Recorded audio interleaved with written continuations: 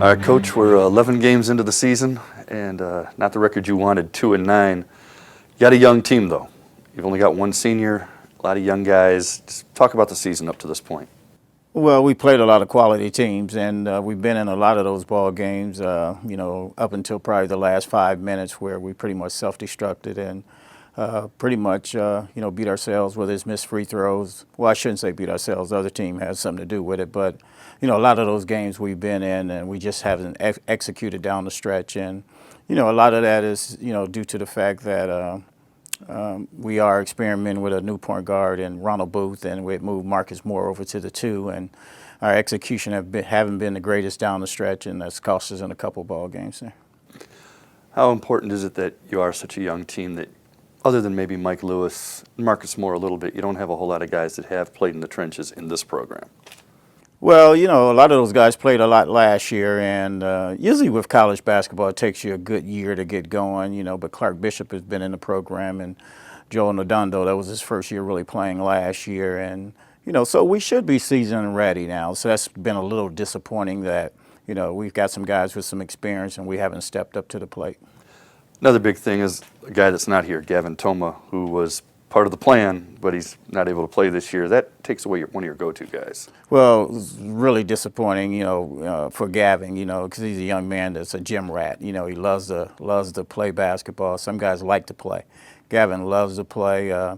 He's our leading scorer last year. I think he was third in the conference in three-point shooting, and that's really hurt us this year because we've really struggled from beyond the arc. And Gavin is a young man that, was constantly getting better as the year went on. And, really last year was his first year of really getting, quality minutes. And, he stepped up big, and we certainly miss him. So you don't have that perimeter game. And then down low inside, Nadondo's getting better, but you still got to get him a little more confident, a little more authoritative when he goes to the hole. How do you make that happen? Well, I always say with big guys, it's, you got to have that want to. You got to want to get in there and rebound. You got to want to post up. And, on different nights, Joe will show up. But, the guy that, really has the most potential down there is Tristan Wilson, and he's taken a couple steps back. And but he's a young man we certainly haven't given up on, and we certainly think he could be a great player in this league. And but really, Mike Lewis is our go-to low post man, and he's not really what you consider a low post guy. He's more like the guy you see at the YMCA and you want to pick on your team. But Mike Lewis is a warrior down there, and we feel comfortable throwing him the ball in the post. But when we play against bigger, stronger post guys, we really struggle down there. Talk about Gerald Williams-Taylor being a graduate assistant. You've had other former players be graduate assistants here. How important is it to have a guy like that who's just recently finished playing and can maybe be that buffer between you and EJ and Lorenzo and the players? He can kind of relate on both ends. Other than it's frustrating watching him in practice sometimes because he's the best post player on the team, it's really great. I mean, it's great that those guys are continuing their education, and it's a commitment, from Wayne State. It's great that he can give them perspective where I'm coming from, because sometimes we can get a little, tough on him in practice, and, he'll go over and pat him on the back and let him know that, I've been there before, and that if you keep working, it's going to be all right. And, just a quality young man. Brian Smothers was our grad assistant before that. And, all those guys are just quality young people. And, it's fun having them around again because they know the system, and certainly they can relay the message that we're trying to get across. You mentioned Mike Lewis. He was honored off the court as well with the NABC Honors Court, one of the better students. And actually your whole team got a National Association of Basketball Coaches Excellence Award for having such excellence in the classroom. How important is that to you, and how proud does that make you feel of your program?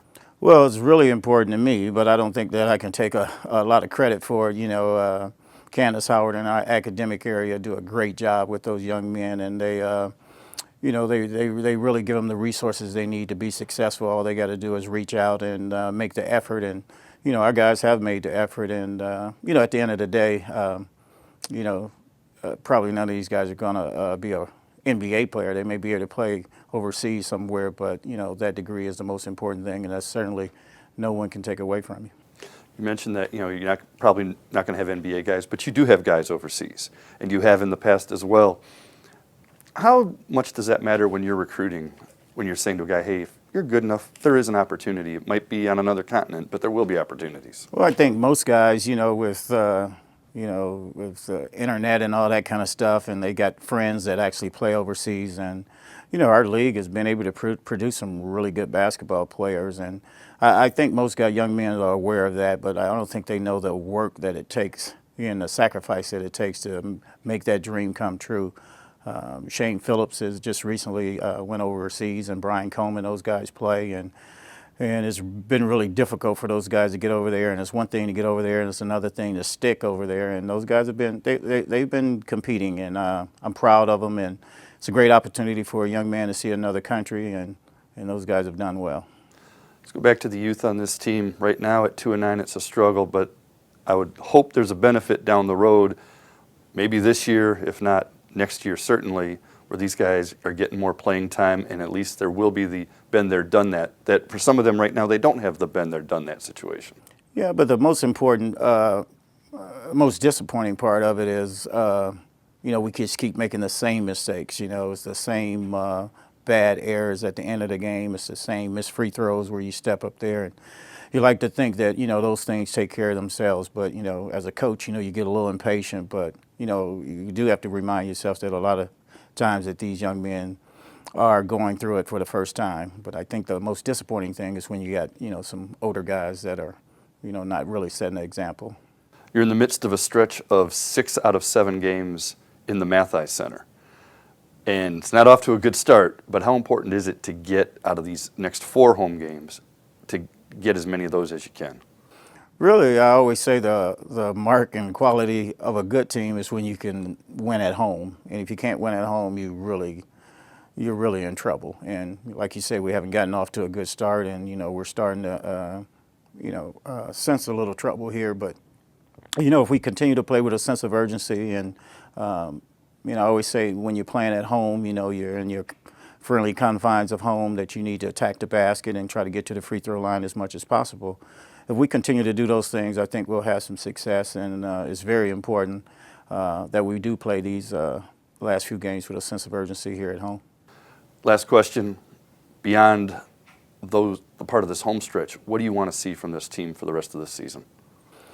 Really, I want to see us compete a lot harder. I think we sometimes have a tendency to think that just because we play just as hard as the other team that we're competing. I always say, you can't play just as hard as the other team, especially on the road in their gym. You got to compete, and some of our guys understand that. Mike Lewis, for one, is a great competitor.